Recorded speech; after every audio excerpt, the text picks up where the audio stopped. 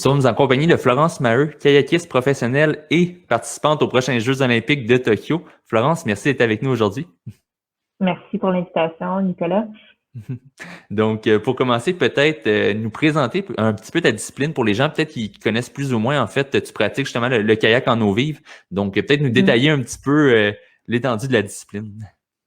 Oui, donc souvent, quand on explique le kayak slalom à faire en eau vive, moi, je l'explique aux gens comme si c'était un sport d'hiver comme le ski, en fait, le Super J ou même le slalom.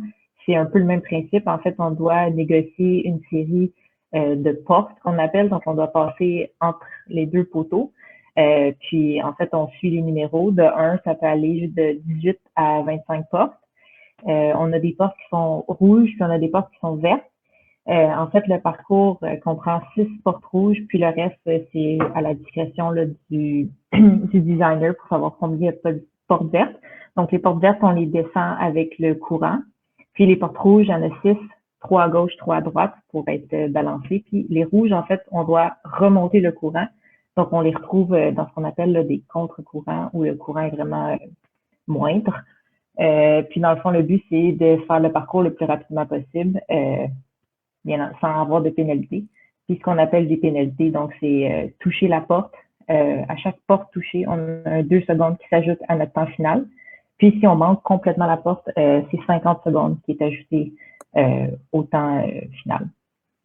Wow. Donc c'est vraiment une course contre la montre. OK, super. C'est ça, donc si on revient peut-être au début, là, d'où ça t'est venu ton intérêt pour ce sport-là, puis ton désir de pratiquer ce sport-là? En fait, je viens d'une ville qui s'appelle Valleyfield. C'est environ 45 minutes de Montréal. Puis en fait, j'ai grandi là depuis toujours. Puis on a un club, le club de kayak de Valleyfield, en fait, un des seuls clubs de kayak d'eau vive au Québec, qui est directement dans le centre-ville. Donc, pour moi, ça a été le bouche à oreille, en fait. Puis j'ai commencé à ce moment-là, quand j'avais 12 ans, durant un camp d'été. Puis ça a 10 minutes de la maison de chez mes parents, donc pour moi, c'était vraiment très accessible. Puis la location de matériel aussi, c'était abordable pour tout le monde. Donc j'ai fait ça plusieurs étés, puis après j'ai continué au printemps, même à l'hiver. Puis après, je me suis spécialisée là, davantage dans le slalom. OK. Puis par la suite, est-ce qu'il y a un moment peut-être en particulier où tu as réalisé que tu pouvais faire du kayak de manière professionnelle puis être dans l'élite? En fait, quand j'ai commencé puis que j'ai vu que c'était une possibilité, que le slalom était plus ou moins là, populaire au Canada. Donc, j'ai vu une opportunité. Puis, le Centre national est à Ottawa depuis plusieurs années déjà. Donc, pour moi, j'avais la possibilité de pouvoir être en contact là, avec des gens qui étaient sur l'équipe nationale assez régulièrement. Donc, aussitôt que j'ai vu que c'était quelque chose qui était atteignable pour moi là, en m'entraînant avec tout le monde, c'est certain que ça va faire une motivation de plus, pardon. Puis justement, en fait, tu parles de motivation, par la suite, tu as participé à différentes épreuves au cours de ta carrière. Est-ce qu'il y a peut-être une épreuve ou un résultat en particulier qui t'a marqué davantage jusqu'à maintenant et qui te rend fier justement en fait de ton résultat? Oui, c'est certain. En fait, c'est un peu dommage là, avec le COVID en 2019 parce qu'en 2018, 2020, c'est-à-dire, en 2018, ça a été ma meilleure saison. J'ai fait une 13e place à la première Coupe du Monde. Puis en fait, j'étais environ à 1 seconde là, de pouvoir intégrer le top 10 puis de participer à la finale. Donc, pour moi, c'est certain que ça a été un de mes meilleurs résultats. Puis par la suite, la même année, j'ai fait une 24e place. Comment ça fonctionne, en fait, c'est qu'on a 2 manches de qualification pour pouvoir se qualifier dans le top 30. Puis par la suite, le top 30 procède la journée d'après. Puis le top 10, de 4 manches durant une Coupe du Monde. Puis donc pour moi, là, la 13e place, ça a été ma meilleure performance là, jusqu'à maintenant. Donc, de ce que je comprends, c'est ça, malheureusement, tout ce qui se passe avec la pandémie, la COVID, a un peu, si on veut, freiner ton élan quand tu avais justement les meilleures performances de ta carrière. Ouais, c'est sûr. Puis après, nous, on était coupés beaucoup du monde européen là, pour poursuivre en fait notre préparation pour les Jeux. C'est ça vraiment qui nous tient en compétition avec tout le monde parce qu'on se pratique sur des bassins artificiels. Puis on retrouve ces bassins-là aussi lors des Jeux olympiques, puisqu'on n'a pas beaucoup au Canada. En fait, on en a seulement un qui est situé dans l'Ouest, puis qu'on peut pas utiliser à tous les mois de l'année. Donc, notre préparation, là, c'est un peu compliqué là, dû à la COVID, certainement. Et côté des installations, tu en parles un peu, mais est-ce que pour quelqu'un, exemple, qui veut commencer la pratique justement ou qui est intéressé par ce sport-là, c'est possible de le faire de manière assez facile si on veut au Québec ou comme un peu toi, tu es obligé justement de changer de province tout simplement pour pouvoir le pratiquer d'une façon plus professionnelle? C'est certain que en fait, le kayak récréatif d'eau vive, là, qui est pas spécialisé pour le slalom, c'est assez populaire au Québec, puis on trouve plusieurs clubs d'eau vive, mais qui sont spécialisés là, pour le slalom au Québec. En ce moment, on en a seulement 2. Donc, c'est certain que l'emplacement est assez clé. Mais sinon, commencer en eau vive et après ça, transférer en slalom, c'est pas impossible non plus. Donc, peu importe, là, les plus jeunes qui veulent commencer à faire de l'eau vive, on en a plusieurs clubs au Québec qui est vraiment intéressant. Puis par la suite, si c'est quelque chose qui intéresse, puis on peut faire plus de recherches. Puis il y en a encore au Québec, des clubs qui existent là, pour le qui sont spécialisés plus en Ontario puis dans l'Ouest. OK. Puis sinon, durant ta carrière, est-ce que tu as eu à faire face à des installations qui étaient peut-être plus ou moins adéquates là, pour la pratique de ton sport ou est-ce qu'en général, quand il y a des installations, c'est de bonne qualité? En fait, quand il y a des installations, il faut les entretenir, il faut faire le maintien. C'est sûr qu'avec les mois d'hiver, pour nous, c'est pas comparable à l'Europe où le maintien peut être plus ou moins adéquat, mais le matériel reste quand même en bon état. Donc, c'est certain qu'il faut l'entretenir. Quand moi, je m'entraîne à Valleyfield dans mon club, ben là, j'ai 28 ans quand même, je suis rendue plus vieille. Donc, je peux prendre plus de responsabilités là, en ce qui a trait au maintien. Puis c'était moi dans le fond avec le plus d'ancienneté au club. Donc, j'ai pris plus de responsabilités à ce niveau-là pour être en mesure là, de continuer à m'entraîner avec un niveau de qualité élevé. Puis les jeunes aussi en ont profité dans le club, ce qui n'est pas une mauvaise chose non plus. Ben oui, c'est super ça.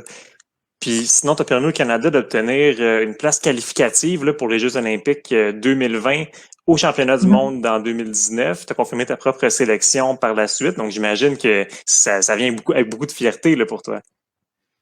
Oui, c'est certain. Au championnat du monde, de pouvoir qualifier le quota, c'est sûr que c'est une grande fierté parce que depuis 2018, 2008, c'est-à-dire qu'on n'a pas envoyé de kayak femmes aux Jeux. Donc, on n'avait pas de présence en 2012 puis en 2016.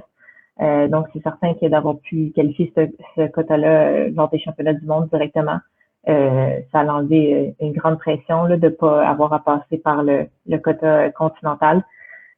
Puis en fait, ça a aidé le reste de l'équipe canadienne aussi à pouvoir qualifier les 4 quotas au complet parce qu'on n'a pas comment ça fonctionne quand le continent, on a seulement la possibilité de prendre 2 quotas. On pourrait pas les qualifier en fait les 4 lors du championnat continental. Donc de pouvoir en qualifier plus que 2 au championnat du monde, ça nous a vraiment donné les plus grandes chances là, d'avoir une équipe complète au jeu, ce qui est le cas en fait en ce moment. Oui, ben c'est ce qui est le fun. En fait, c'est une première fois en fait depuis longtemps qu'on voit justement des participants canadiens dans chaque épreuve. Donc, j'imagine justement vous êtes une grosse équipe, on va souhaiter justement avoir les meilleurs résultats possibles là aussi. Oui, c'est certain. Et sinon, justement, bon, tu t'en parlais un peu tantôt, ce qui est dommage, ça a un peu freiné ton élan, la pandémie, et veux pas, ça a repoussé les Jeux d'un an. Durant cette année-là, justement, comment as-tu pu te préparer malgré tout? Est-ce que tu le disais, t'es en Europe, est-ce que ça a été plus difficile ou malgré tout, tu penses que tu es une meilleure athlète encore justement à l'approche des Jeux cette année? C'est sûr qu'on a focusé sur autre chose. En étant là, un peu confiné à la maison, on a pu quand même s'entraîner au niveau du Centre national là, à Ottawa. Mais les rivières qu'on a, comme je mentionnais avant, là, à la maison, c'est pas le même niveau qu'on retrouve ici en Europe ou pour les Jeux olympiques. Donc, c'est sûr qu'on a adapté un peu notre préparation. On a travaillé davantage sur le côté physique, moins sur le côté technique. Puis par la suite, on a obtenu un visa pour de longue durée pour rester en France pendant une période assez longue. En fait, moi, je suis en Europe depuis mars. Donc, vraiment, là, de pouvoir, on a réussi à se déplacer, à obtenir ce visa-là, puis de venir terminer notre préparation ici. Puis ça, je pense que ça nous a beaucoup aidé, là. Puis on a pu participer aux deux Coupes du Monde qui se sont déroulées là, dans les 2 dernières semaines. Donc, ça, c'est certain que ça l'aide à notre préparation, puis être en compétition là, avec les meilleurs au monde, juste avant les Jeux. Donc, si je comprends bien, pour se préparer adéquatement pour les Jeux olympiques, il faut aller en Europe là, pour nos kayakistes canadiens. Ouais, malheureusement, les sites, en fait, les Coupes du Monde se déroulent en Europe, les championnats du monde habituellement le sont aussi. Donc, en général, même pour se préparer pour la saison internationale, il faut venir en Europe. Puis, parce que les Européens, eux, les sites sont tous un peu proches des autres, donc eux, ils peuvent se déplacer en voiture, ils peuvent faire des camps d'entraînement à l'année longue. Donc, on doit rattraper un peu là, ce retard-là qu'on a. Donc, on doit passer plusieurs mois à l'étranger. Et bon, je le disais tantôt, on va évidemment espérer les meilleurs résultats pour chacun de nos athlètes canadiens aux Jeux olympiques, mais de ton point de vue, de ton côté, as-tu des objectifs précis justement pour les Jeux olympiques? Peut-être que ce soit, je me doute, on souhaite une médaille, mais en termes de résultats, avais-tu un objectif fixe en tête? Oui, c'est sûr que c'est mes premiers Jeux olympiques. Puis en plus, avec la COVID, c'est dur de savoir exactement où on se situe par rapport au reste là, de la compétition. C'est certain que, en fait, là, les Canadiens, par le passé, ça fait longtemps qu'on n'a pas atteint une demi-finale lors des Jeux olympiques. Donc, ça, c'est mon premier objectif. Puis par la suite, c'est certain que j'aimerais terminer là dans un top 15. OK. Ben, on a la meilleure des chances, oui, évidemment. En fait, là, le champ de compétiteurs quand on va au jeu est vraiment plus petit. Tu sais, quand on parle d'une Coupe du Monde, à peu près, on a 60 kayak dames, à peu près. Puis là, au jeu, on va avoir 25. Donc, les 25 qu'on retrouve au jeu, c'est vraiment les 25 meilleurs de chaque pays qui se sont qualifiés. Donc, c'est certain que j'ai fait une 13e place en Coupe du Monde, 24e place. Sinon, je me situe dans les 30e. Donc, certain pour moi, un top 15, je me retrouverais quand même là, parmi ceux qui font des finales de Coupe du Monde. Ben oui, ça serait super, effectivement. Puis donc, sinon, ben, tes premiers jeux, tu vas les vivre dans un contexte particulier. Vous allez avoir donc plusieurs contraintes là, qui vont limiter vos déplacements, tout ça. Est-ce que tu penses pouvoir vivre cette expérience-là au maximum? Ben, je pense que oui. En fait, nous, on est allés 2 fois déjà au Japon pour s'entraîner sur le bassin olympique. On était là à l'automne 2019. Ouais, des fois, ça fait long, hein, tu sais pas, tu sais plus quelle année c'est. Mais ouais, fait que on a vu le bassin déjà, on a vu Tokyo. On s'est promené quand même beaucoup. On est resté là en tout là pendant un mois. Donc, c'est certain que pour moi, retourner là-bas puis d'être un peu là confiné à l'hôtel ou au village olympique puis au bassin, c'est certain que c'est décevant de ne pas pouvoir aller voir les autres choses, mais on a déjà passé beaucoup de temps là-bas. Donc, pour moi, ça va être l'occasion de juste me focusser là, sur la course puis ma performance. Mais justement, en fait, en ce moment, tu es à Paris, tu dois t'en aller, j'imagine, très bientôt vers Tokyo. As-tu déjà peut-être une idée de comment ça allait fonctionner pour toi une fois rendu là-bas, justement, que ce soit bon pour au niveau du confinement, de l'arrivée et tout ça? As-tu un peu plus de détails? Oui, on a quelques informations. En fait, nous, on a été approuvés pour en fait, le slalom a été approuvé pour faire un camp d'entraînement juste avant les Jeux, étant donné que vraiment la pratique du bassin fait en sorte qu'à par la suite, on peut offrir une bonne performance parce qu'on connaît les mouvements d'eau, puis on est capable vraiment de bien analyser le parcours de la course. C'est pas comme la piste de course pour un coureur de 100 mètres ou peu importe où tu es, la piste demeure la même. Puis, dans le fond, pour nous, de pouvoir se pratiquer sur le bassin, c'est primordial. Donc, on va pouvoir partir là, le 5 juillet, puis faire un 12 jours de camp avant la course. Donc, c'est certain que qu'est-ce qui va se passer, nous, quand on va arriver là-bas, c'est on a un train qui vient nous chercher à l'aéroport, qui nous amène directement à l'hôtel.